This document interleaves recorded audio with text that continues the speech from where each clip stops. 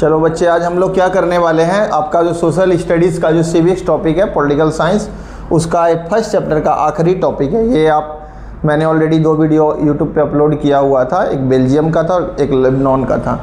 आज ये हमारा आखिरी टॉपिक है, थोड़ा इंपॉर्टेंट है, थोड़ा समझ लीजिएगा कि जैसे ये टॉपिक डाला गया फॉर्म ऑफ पावर शेयरिंग। अगर हमको पावर मिलता है तो उसका क्या फॉर्म होगा शेयरिंग करने का। एक कहावत है, शेयरिंग इज़ केयरिंग।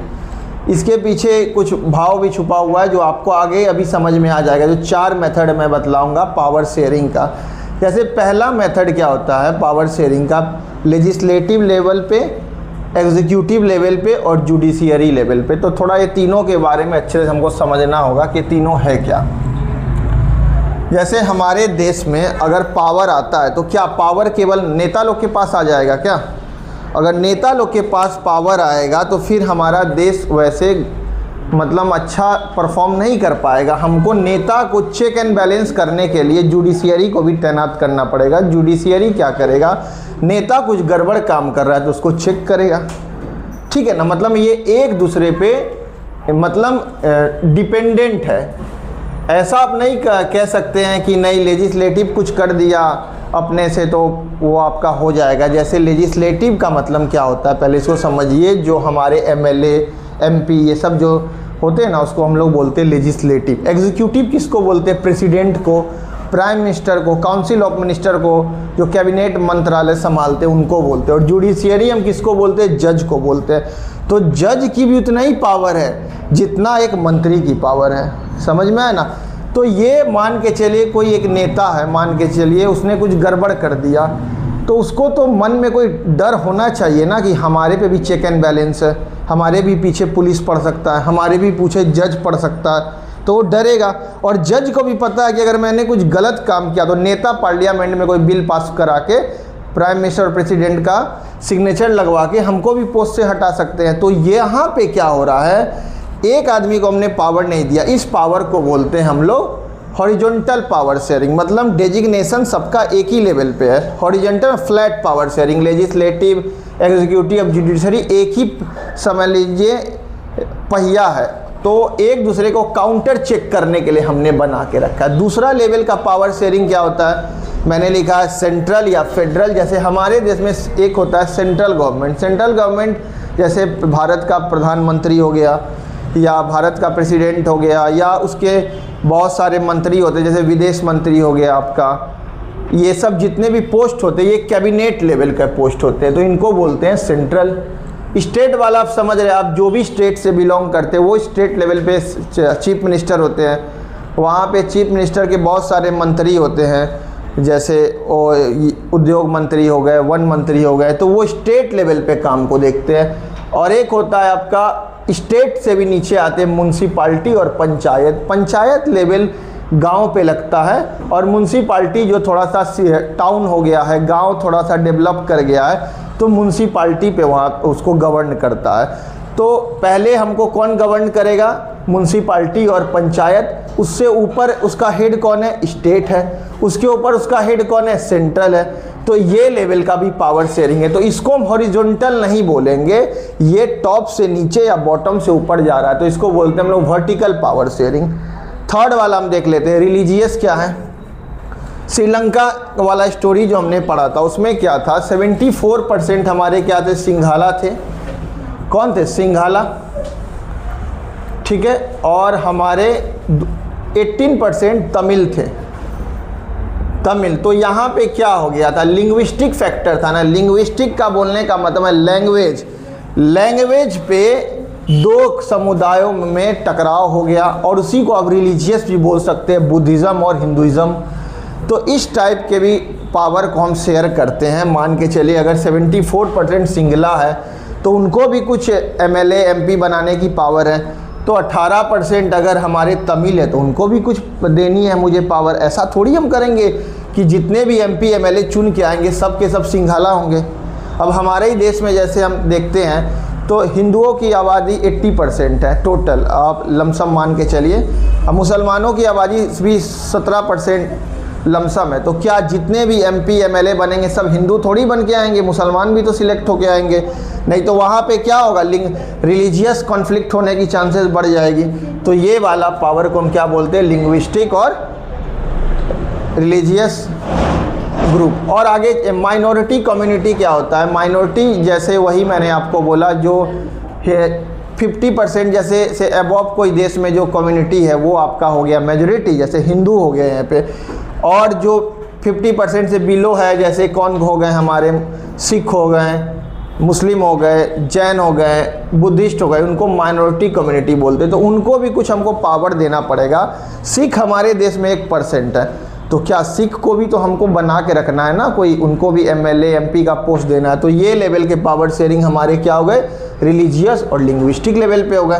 और लास्ट आते पॉलिटिकल पार्टीज पे भी पावर शेयर होता है। अब देखिए मैंने पहले ही बोला था शेयरिंग इज केयरिंग, इसमें क्या था, पॉलिटिकल पार्टी पे ही समझिए, अगर एक मतलब आदमी के पास पूरा पावर दे दिया जाए तो नुकसान क्या होगा ना। सबसे पहले आप क्या सोच रहे हैं, नुकसान होगा देश को, सबसे बड़ा नुकसान होगा, क्विक डिसीजन नहीं हो पाएगा। जैसे मान के चलिए हमारे देश में कोविड आ गया या कुछ ऐसा आ गया, तो अब फॉरेन मिनिस्टर भी मोदी जी संभालें, जो आपको विदेश मंत्रालय आप बोल सकते हो, आपका हेल्थ मिनिस्टर का भी पोस्ट मोदी जी संभालें, और प्राइम मिनिस्टर भी मोदी से, स्पेस वाला भी मोदी जी संभाले। अगर सब मोदी जी संभालेंगे तो मोदी जी को कब समय मिलेगा स्वास्थ्य पे ध्यान देने का, विदेश नीति पे ध्यान देने का। इंसान तो एक ही है और उसको मंत्रालय सब मिल चुका है। तो सबसे बड़ा नुकसान होता है अगर एक आदमी को हम पावर दे देते हैं, तो उससे नुकसान क्या है ना, वो क्विक डिसीजन नहीं ले पाता। और हर इंसान की एक पोटेंशियल होती है। मान के चलिए कोई एक इंसान इस चीज़ में अच्छा है, तो ऐसा थोड़ी है कि दूसरे चीज़ में भी वो अच्छा होगा। तो कोई विदेश नीति में उसका दिमाग डिप्लोमेटिक तरीके से अच्छे तरीके से चलता है, हो सकता है स्वास्थ्य में उसका दिमाग नहीं चलता, तो आपने स्वास्थ्य विभाग भी उसको अलॉट करके रखा है। तो यहाँ पे चीज़ का थोड़ा हमें नुकसान होता है कि हम क्विक डिसीजन नहीं ले पाते। इसलिए पिछले 100 सालों में दुनिया भर में डेमोक्रेसी फैली कि वहाँ पे क्या थी, इसके पहले डेमोक्रेसी के पहले राजशाही चले आ रही थी, राजा शासन करता था, वही अपने चीज़ों को देखता था। एक मतलब राजा है, उसके नीचे 10 मंत्रालय उसने सेट करके रखे, तो वहाँ पे हैं क्विक डिसीजन नहीं हो पाता था। और जितना हम पावर को बांट के रखेंगे उतना हमारे लिए अच्छा रहेगा। इसी में हम आते पॉलिटिकल पार्टी वाला।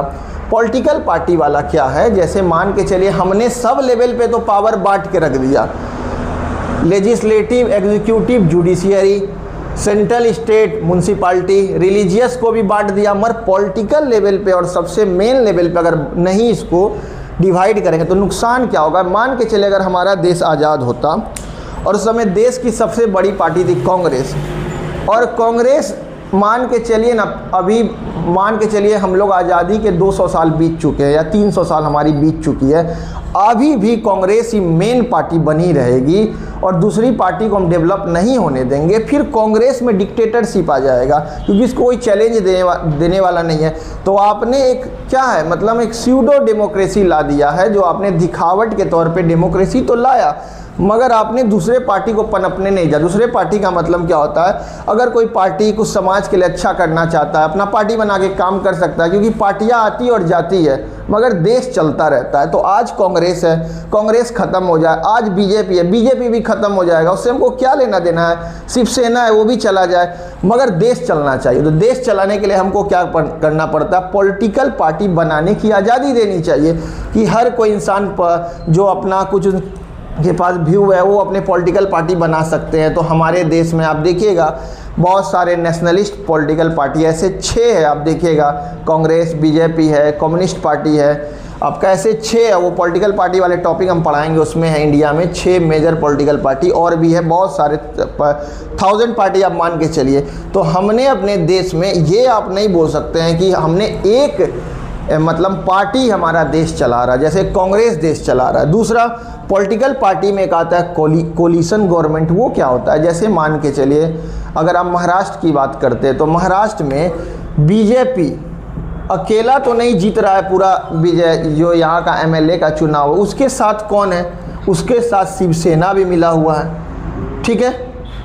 तो ये दोनों पार्टी मिल के अगर एक कोई सिस्टम को चला रहा है तो इसको बोलते हैं कोलिशन। कोलिशन का मतलब क्या होता है, कोलिशन को क्या बोलते हैं? कोलिशन का मतलब हो गया हमारा ऐसा गवर्नमेंट जो 2 आदमी मिला के चला रहे हैं या 3 आदमी मिला के चला रहे, 2 पार्टी चला रहे, कुछ उनकी व्यू कुछ इनकी व्यू, सबकी व्यू की रिस्पेक्ट होनी चाहिए। क्योंकि ऐसा थोड़ी है, मान के चलिए कि यहाँ पे हमारे 200 एमएलए को हमको रिक्रूट करना है, ठीक है, और अगर जिसके पास 101 एमएलए वो पॉलिटिकल पार्टी आ जाएगी, स्टेट में आ जाएगी, तो मान के चलिए बीजेपी से आ रहे हैं 50 और शिवसेना से आ रहे हैं 30 और एक और कोई पार्टी आ रहे उनसे आ रहे 21, तो ये तीनों पार्टी मिलके बनाएगी एक कोलिशन गवर्नमेंट।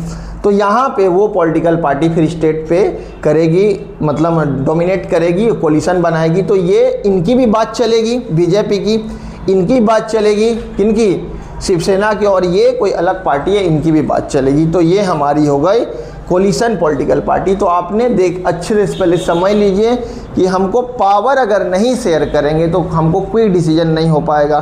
दूसरा, पावर को चेक एंड बैलेंस करना पड़ता है। ऐसा ना हो कि आज के डेट में हम लोग सबसे बड़ा पोस्ट मानते हैं हमारे देश का प्रेसिडेंट और प्राइम मिनिस्टर है। हाँ, अगर वो अपने पोस्ट से जाते हैं और उन्होंने देश के लिए कुछ ख़राब किया हुआ है तो उनके ऊपर भी केस खुलेगी, जुडिशियरी में खुल सकती है। तो उनको भी पता है कि अगर हमने कुछ गलत किया अपने टेन्योर में तो उनके खिलाफ, और जुडिशियरी ने मान के चलिए कोई गलत डिसीजन अभी दे दिया तो उनके भी खिलाफ खुल जाएगी।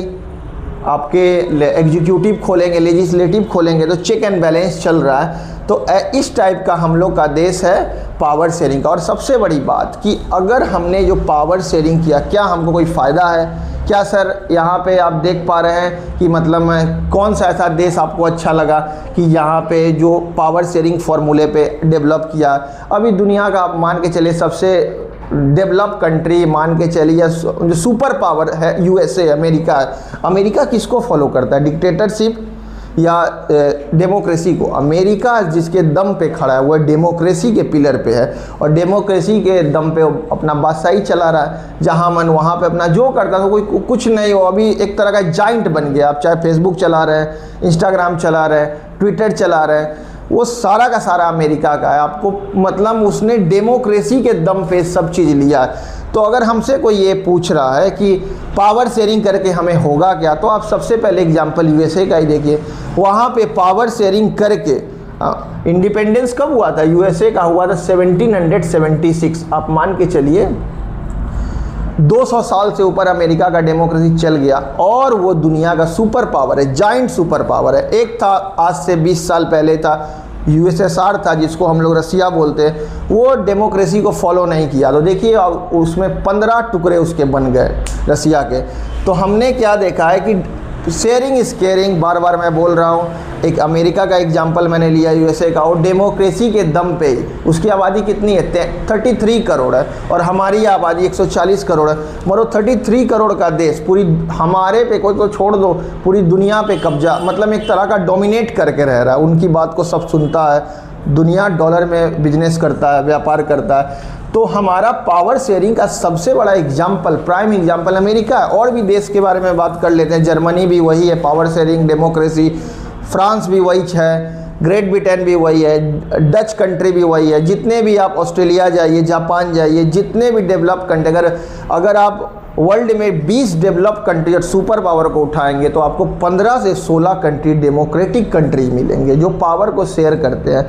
हाँ, कुछ एग्जाम्पल आपके मन में आएगा, सर चाइना में तो सिंगल पार्टी सिस्टम है, तो वो कैसे डेवलप किया है? हाँ, उसका बात भी करेंगे हम लोग कि वो पॉलिटिकल पार्टी एक ही है, कम्युनिस्ट पार्टी, वो कैसे अपने देश को बना के रखा अभी तक इतना।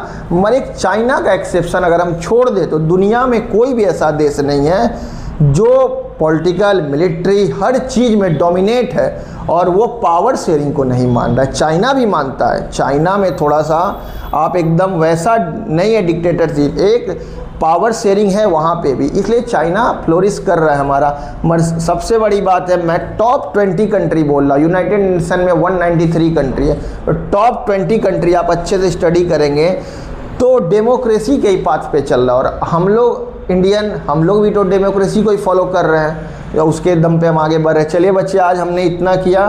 आप एक बार वीडियो अच्छे से समझिएगा, फिर अगले वीडियो में ये चैप्टर मोस्टली आपका कंप्लीट है। इसमें आपको कुछ भी अब नहीं पढ़ना, मेरा ऑलरेडी 2 वीडियो और ये मिला के आप देखिए आपका पूरा खत्म हो गया। और थैंक यू, और चैनल को सब्सक्राइब कीजिए, इससे हम लोग के चैनल को ग्रो होने में, मोटिवेट होने में मदद मिलेगा। चलिए, थैंक यू।